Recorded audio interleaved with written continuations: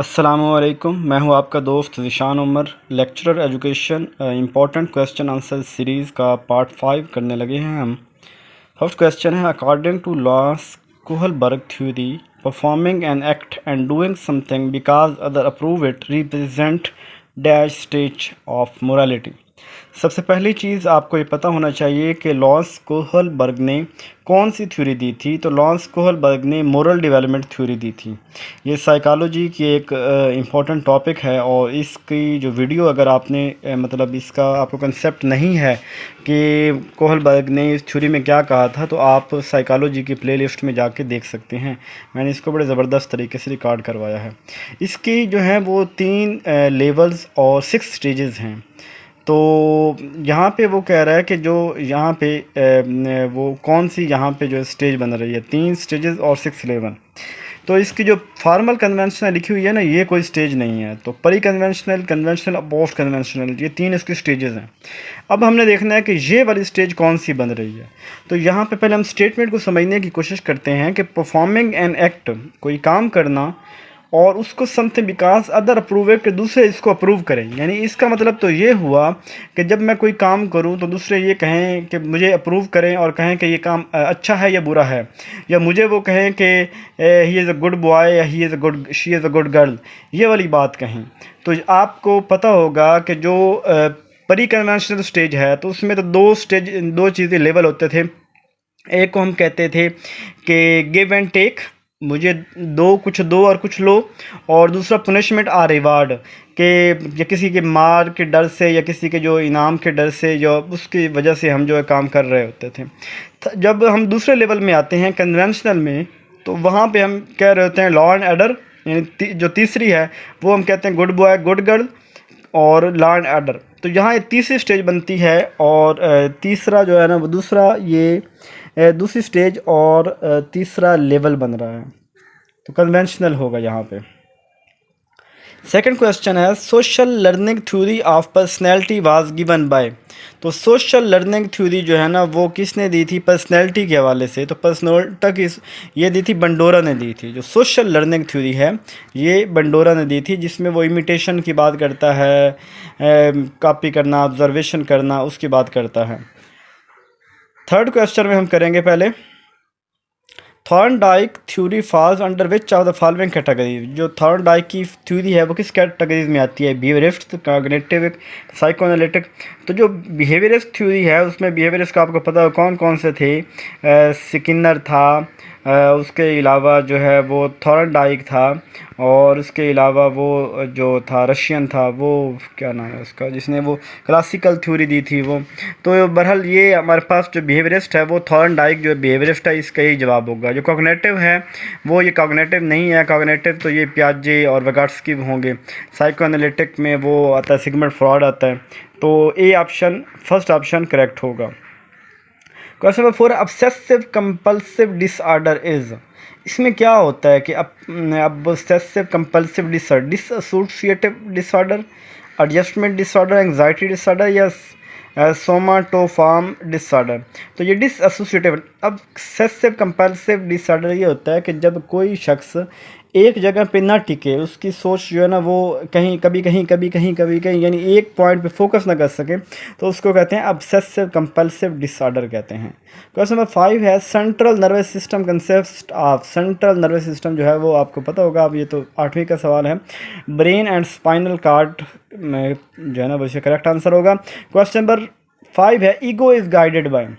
Ego क्या चीज़ है? देखिए, हमें सिगमंड फ्रॉयड में हमने 3 एड, ईगो और सुपर ईगो पढ़ा। एड किस तरफ जाती थी? एड जो था ना, जब अपनी डिज़ायर के ऊपर, जो मेरा दिल करे मैं वो करूं, वो होता है एड। जो होती है सुपर ईगो, वो होती है फुल मोरालिटी, कि जो अखलाकियात इजाज़त देते हैं मैं वो करूँगा। और जो होता है ईगो, ये रियलिटी होता है कि इस चीज़ का मुझे फ़ायदा, ये करना चाहिए, ये मुझे नहीं करना चाहिए। यानी एड और सुपर ईगो के दरमियान जो सुपर ईगो होता है वो फुल मोरालिटी होती है कि वो चीज़ जो मेरे लिए बेहतर है मैं वो करूँगा, जो सोसाइटी के लिए बेहतर है वो करूँगा, वो सुपर ईगो। और एड वो है कि जो मेरा दिल करेगा वो करूँगा, नहीं कंसर्न किसको क्या फ़ायदा हो रहा है, किसको क्या नुकसान हो रहा है। लेकिन जो ईगो है वो रियलिटी प्रिंसिपल है, वो रियलिटी की तरफ जाती है। तो 2 करेक्ट आंसर होगा इसका। Seventh term Eros is related to, ये दो सिगमंड फ्रॉइड की थ्योरी में ये दो टर्म इरोज और थानाटोज। इरोज कहते हैं कि जो लाइफ इंस्टिंक्ट होता है, लाइफ जीने की तमन्ना, जो जीने की तमन्ना होती है उसे कहते हैं इरोज, और जो मरने का खौफ होता है उसे कहते हैं थानाटोज। तो थानाटोज जो है ना वो डेथ के लिए होता है, डेथ इंस्टिंक्ट होता है, और इरोज जो है वो लाइफ इंस्टिंक्ट होता है। फर्स्ट करेक्ट होगा। How many dots are there in the Braille script, ये बरेली वो था जिसने वो कंसेप्ट दिया था जो ब्लाइंड पीपल हैं उनकी लर्निंग के हवाले से। तो बरेली जो स्क्रिप्ट था उसमें कितने, उसने 6 डॉट बनाए थे, ये आप याद कर लें। इसके अलावा जो है 9th question, human personality is the result of, इंसान की जो पर्सनैलिटी किस चीज़ का रिज़ल्ट है, ऑफ पेरेंटिंग एंड एजुकेशन, कि इंसान की पर्सनैलिटी बनती है कि कैसे उसकी पेरेंटिंग की गई, एजुकेशन है, या the interaction of heredity and environment, या इन्वायरमेंट और जो हेरिडिटी है माहौल, उन दोनों से बनती है, या सिर्फ एटमॉस्फेयर या सिर्फ हेरिडिटी। तो इंसान की पर्सनैलिटी जो है वो उसमें दोनों चीज़ों का किरदार है, हेरिडिटी और इन्वायरमेंट दोनों चीज़ें होंगी। 10th question, according to Lev Vygotsky which of the following factor does not influence learning. तो स्टिमुलस रिस्पॉन्स एसोसिएशन, ये तो बिहेवियरिस्ट कहते हैं, तो ये वाली तो उनकी होगी जो थी क्लासिकल थ्योरी हो गई, स्किनर की थ्योरी हो गई, जो इसी तरह या जो पहले थॉर्नडाइक है वो थ्योरी हो गई। तो वेगाट्स्की जो है ना वो तो इन्फ्लुएंस की जो आती है वो तो स्कैफोल्डिंग का कंसेप्ट भी देता है, लैंग्वेज का कंसेप्ट भी देता है, और सोशल इंटरेक्शन का भी देता है। तो कहता है डज नॉट इन्फ्लुएंस लर्निंग, यानी कौन सी चीज़ है जो नहीं है, तो स्टिमुलस रिस्पॉन्स एसोसिएशन ये उससे नहीं है, स्कैफोल्डिंग, लैंग्वेज, सोशल इंटरेक्शन, ये तो सभी चीज़ें होंगी। तो एक करेक्ट आंसर होगा। अकॉर्डिंग टू जीन पियाजे which of the following are the 4 factor that influence development, कौन सी 4 चीज़ें हैं जो डेवलपमेंट को इन्फ्लुएंस करती हैं। तो ये भी आप याद कर लें कि 4 चीज़ें जो हैं वो सबसे पहले इसमें आती है मैच्योरेशन, फिर एक्टिविटी, सोशल एक्सपीरियंस और इक्विलिब्रियम। ये 4 चीज़ें हैं जो 4 फैक्टर, कभी भी पूछा जाए जीन पियाजे ने जो 4 फैक्टर दिए थे ह्यूमन की जो चाइल्ड डेवलपमेंट में, तो कौन से थे। तो सबसे पहला कि मैच्योरेशन, जब मैच्योर होगा, फिर एक्टिविटी, फिर उसके बाद सेल्फ एक्सपीरियंस और इक्विलिब्रेशन होगा। 12 क्वेश्चन है, a child makes a new schema to suit the present environment, एक बच्चा नया सीखता है अपने प्रेजेंट स्कीमा में, यानी जो उसने पहले सीखा हुआ है उसमें नया, what would be the call, तो ये ये असमिलेशन कहते हैं, इसको असमिलेशन कहते हैं कि जब हम नया कुछ ऐड करते हैं अपने पुराने में, तो वो, और अकोमोडेशन होता है जब हम उसी तरह का सिमिलर ऐड करते हैं तो अकोमोडेशन हो जाता है। अडॉप्टेशन की दोनों टाइप है, और स्कीमा वैसे स्कीमा एक स्ट्रक्चर है। 13 है, which of the following is the part of पियाजे concrete operational stage rather than, तो कंक्रीट ऑपरेशनल स्टेज कौन सी होती है जो 7 से 12 साल तक की होती है, और इस स्टेज में कौन सी कहता है इज द पार्ट ऑफ, कौन सी चीज़ वो उसमें सीखता है। रिवर्सिबिलिटी, क्या वो सीख लेता है। इंडक्टिव रीजनिंग, ये भी directional thinking, lack of conservation, तो कौन सी चीज़ है following is a part of पियाजे कंक्रीट ऑपरेशनल स्टेज। तो लेक ऑफ कंजर्वेशन ये तो हमारा होगा, उसमें होता है फार्मूला परी ऑपरेशनल स्टेज में, क्योंकि इसमें कंक्रीट में ये सीख जाता है, लेक नहीं होती। डायरेक्शनल थिंकिंग एक डायरेक्शन की तरफ, तो ये हमारे पास नहीं होगा। ये भी परी ऑपरेशनल में होता है कि बच्चा एक चीज़ के ऊपर और उसकी तरफ डायरेक्ट करता है। रिवर्सिबिलिटी ये भी हम इसी परी ऑपरेशन कहते हैं। तो इंडक्टिव रीजनिंग जो है वो हमारा कंक्रीट ऑपरेशनल स्टेज में होगा। 14 है, which of the following is an issue related development, कौन सा इशू है डेवलपमेंट में।